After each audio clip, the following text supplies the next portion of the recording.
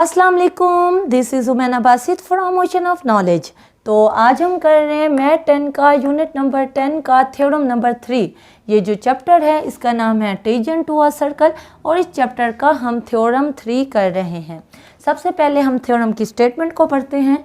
To tangents, दो tangents हैं, drawn to a circle, जो ड्रॉन हुए हैं और सर्कल की तरफ जा रहे हैं। कहाँ से ड्रॉन हुए हैं? फ्रॉम अ पॉइंट, ऐसे पॉइंट से आउटसाइड इट। आउटसाइड इट का मतलब है कि सर्कल के बाहर, सर्कल के आउटसाइड एक पॉइंट है, वहाँ से दो टेंजेंट ड्रॉन हुए हैं और किसकी तरफ जा रहे हैं? सर्कल की तरफ जा रहे हैं। आर इक्वल इन लेंथ, और हमने प्रूव करने हैं कि वो लेंथ के हिसाब से इक्वल हैं। क्या इक्वल हैं? वो दोनों टेंजेंट इक्वल हैं।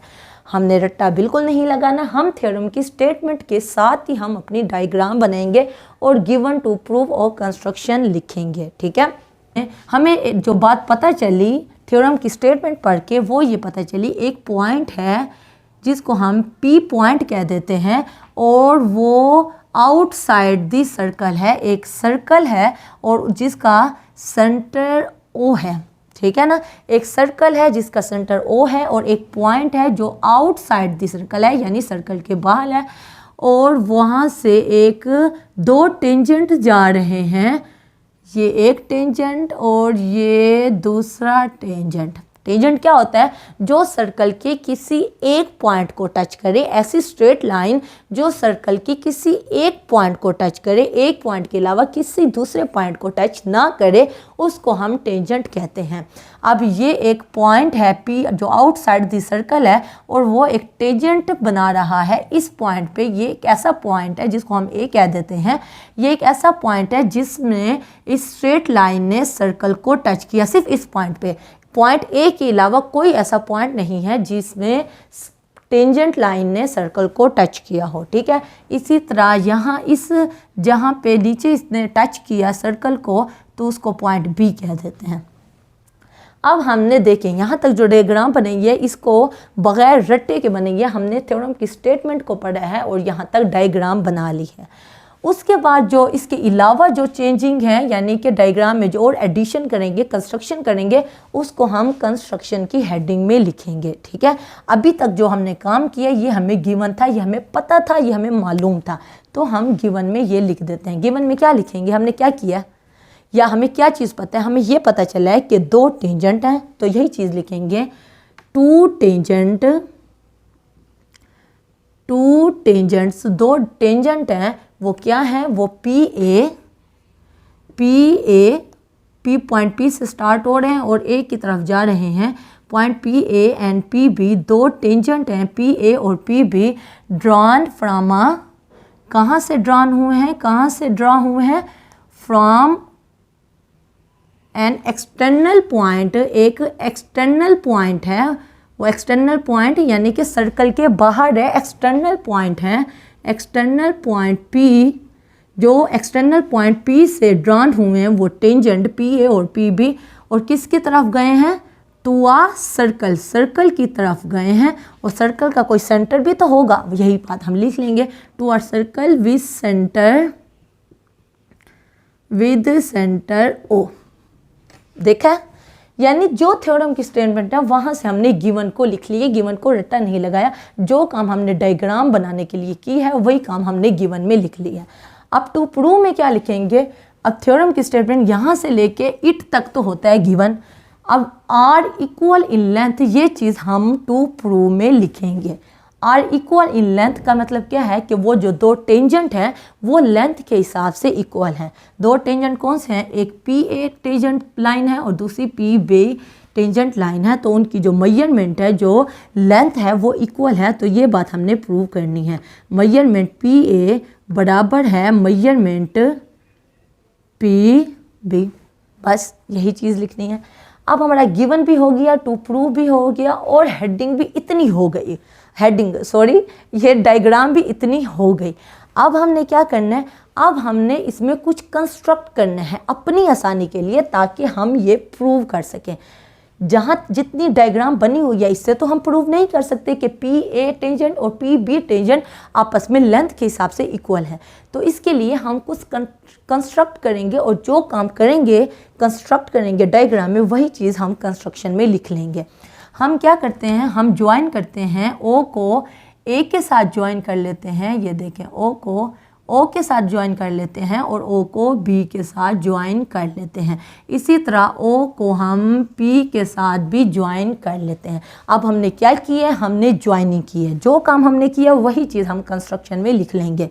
हम लिखेंगे ज्वाइन ओ, हमने ओ को किससे ज्वाइन किया, विद ए बी और पी।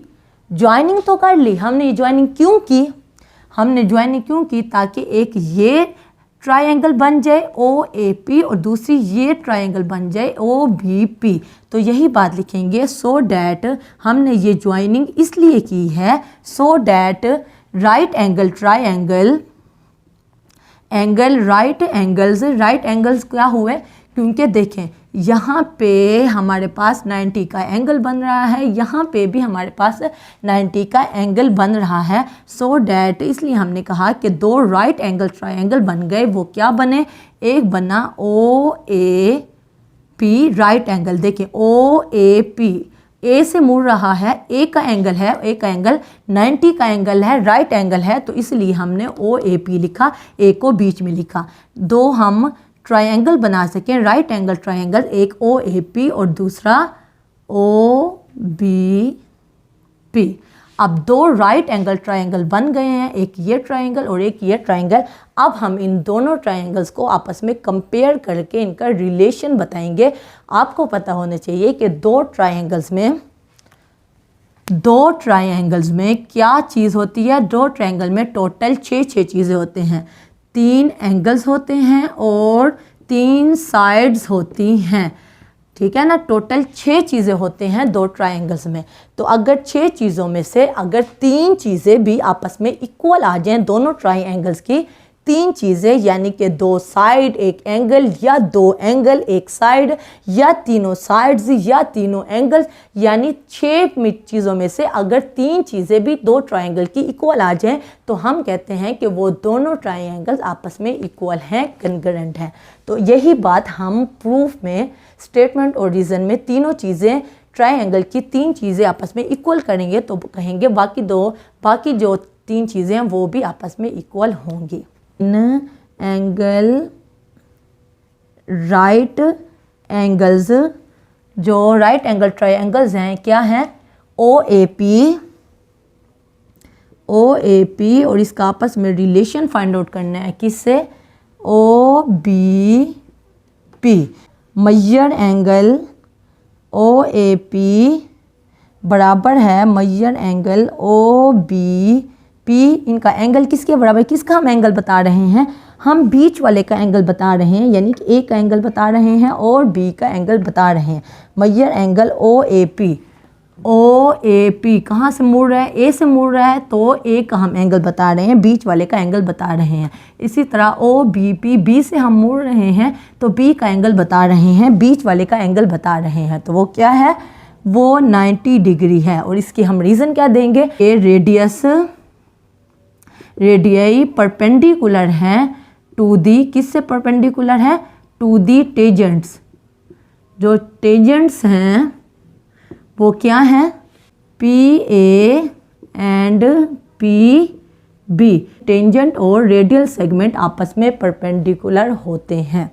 तो अब हमने यहाँ 3 साइड्स हैं और 3 एंगल्स हैं। हम इन दोनों ट्रायंगल की 3 चीज़ें प्रूव करेंगे कि वो इक्वल हैं, तो फिर हमें पता चलेगा। इसका मतलब है ये दोनों ट्रायंगल्स यानी कि ओ ए पी और ओ बी पी आपस में कन्ग्रुएंट हैं, ठीक है। अब हमने सबसे पहली चीज़ प्रूव की कि जो ए और बी का जो एंगल है वो 90 है। ओ ए पी ट्रायंगल की हाइपोटेन्यूज क्या है, वो ओ पी है। तो हम लिखते हैं हाइपोटेन्यूज ओ पी बराबर है हाइपोटेन्यूज ओ पी। देखें ओ पी इस ट्रायंगल का और ओ पी इस ट्रायंगल का कॉमन है, तो यही चीज़ हम रीज़न में लिखेंगे कि दोनों ट्रायंगल की OP जो साइड है, हाइपोटेन्यूज है, वो कॉमन है। अब दो चीज़ें हमने प्रूव कर दी। फर्स्ट क्या प्रूव किया कि एंगल जो है A और एंगल B ये दोनों बराबर हैं, यानी कि 90 हैं। और दूसरी हमने ये प्रूव की कि OP यानी कि हाइपोटेन्यूज इस ट्रायंगल का और इस हाइपोटेन्यूज यानी इस ट्रायंगल का, दोनों हाइपोटेन्यूज बराबर हैं। तो इसकी हमने रीज़न ये दी कि वो कॉमन है। ठीक है। तीसरी हम ये बात करेंगे कि OA मेजर OA वो बराबर है मेजर OB के। OA बराबर है OB के। और इसकी हम रीज़न क्या देंगे, एक सर्कल के जो रेडियस होते हैं वो सेम होते हैं। अगर रेडियस सेम ना हो तो इसका मतलब है वो सर्कल ही नहीं है। तो यही हम देंगे कि radius of same circle, radius of same circle, same circle के रेडियस इक्वल ही होते हैं। देखिए ये सेंटर है, सेंटर से किसी किनारे तक का फासला ये रेडियस है, और इसी सर्कल से सेंटर से दूसरे किनारे तक का फासला वो भी रेडियस है। और रेडियस किसी सर्कल के सेम सर्कल का रेडियस इक्वल ही होता है। तो हमने यही रीज़न दे दी। उसके बाद देखें ये फर्स्ट चीज़ प्रूव हो गई, एक एंगल इक्वल आ गया और दो साइड्स इक्वल आ गई। मैंने अभी आपको बताया है कि दो ट्रायंगल की अगर तीन चीज़ें इक्वल आ जाएं तो इसका मतलब है कि वो ट्रायंगल आपस में कन्ग्रेंट हैं। तो हम लिखेंगे इसलिए ट्रायंगल OAP कन्ग्रेंट हैं ट्रायंगल OBP के। HS कन्ग्रेंट है, यानी कि हाइपोटेन्यूज और साइड जब बराबर आ जाएं, कन्ग्रेंट आ जाए, तो इसका मतलब होता है कि दोनों ट्रायंगल आपस में कन्ग्रेंट हैं। अगर दोनों ट्रायंगल आपस में कन्ग्रेंट हैं तो इसका मतलब है इनके जितने भी एंगल्स या साइड्स हैं, इनके कोरस्पॉन्डिंग जितने भी एंगल्स या ट्रायंगल या साइड्स हैं वो आपस में इक्वल होंगे। तो इसका मतलब है जो PA साइड है और PB साइड है वो भी इक्वल ही होगी। तो हम लिखेंगे मेजर PA साइड बराबर है मेजर PB साइड के। और यही चीज़ हमने प्रूव करनी थी कि दोनों ट्रायंगल की PA और PB टेंजेंट, दोनों टेंजेंट आपस में लेंथ के हिसाब से इक्वल हैं। ये क्यों हमने प्रूव किया, क्योंकि जब एक ट्रायंगल की तीन चीज़ें बराबर आ जाएं तो इसका मतलब है ट्रायंगल की बाकी तीन चीज़ें भी आपस में बराबर हैं और वो दोनों ट्रायंगल आपस में कन्ग्रेंट हैं। तो बस थ्योरम नंबर 3 आपका हो गया है। उम्मीद है आज का लेक्चर आपको समझ आया होगा। अगर कोई कन्फ्यूजन हो, कोई मसला हो, कोई बात समझ ना आई हो तो आप नीचे कमेंट में पूछना, मैं इंशाल्लाह नेक्स्ट क्लास में या कमेंट बॉक्स में उसका डेफिनेटली जवाब दे दूँगी। तो अगर आप मेरे चैनल पे नए हैं तो प्लीज़ मेरे चैनल को ज़रूर सब्सक्राइब करें, और अगर आपको मेरी वीडियो थोड़ी सी भी इंफॉर्मेटिव लगी है तो मेरी वीडियो को ज़रूर लाइक करें। तो फिर मिलेंगे नए लेक्चर के साथ। अल्लाह हाफिज़।